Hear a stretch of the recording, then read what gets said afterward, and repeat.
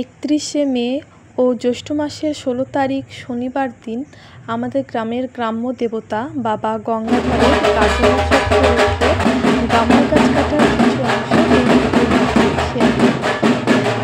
বাবার মন্দিরে এখন ঢাক বাজানোর প্রতিযোগিতা চলছে।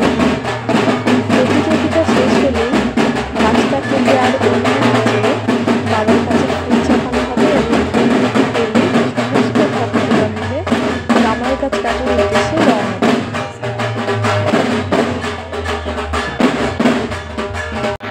ভক্তরা মন্দির থেকে বেরিয়ে অনেক আগে আমরা আমাদের পুরনো বাড়ির দিকে চলে এসেছি, কারণ এই পথ দিয়েই ভক্তরা আমাদের গ্রামের জঙ্গলে গাছ কাটতে যায়।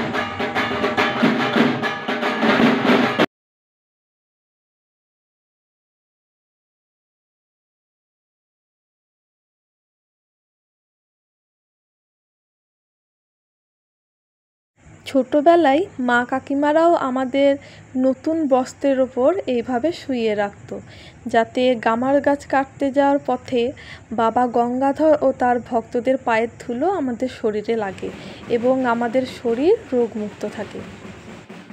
এই রীতি এখনও চলে আসছে।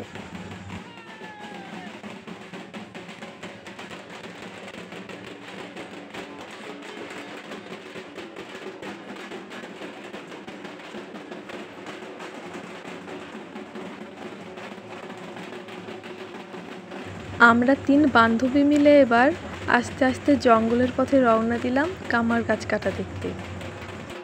গ্রামের ডিভিসি ক্যানেলের এপারে গ্রাম এবং ওপারে জঙ্গল, যেহেতু জঙ্গলে গামার গাছ কাটা হয় এবং ডিভিসি ক্যানেলের মধ্যে দিয়েই যেতে হয় গামার গাছ কাটা দেখতে, তো আমরা আগে থেকেই ক্যানেল পাড়ে এসে পৌঁছে গিয়েছি।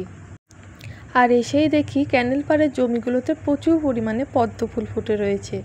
চারিদিকে সবুজ গাছপালা, সাথে পদ্ম ফুল, এত সুন্দর লাগছে চারিদিকের পরিবেশটা। সত্যি গ্রামের প্রাকৃতিক সৌন্দর্যের সাথে কোনো কিছুর তুলনাই হয় না।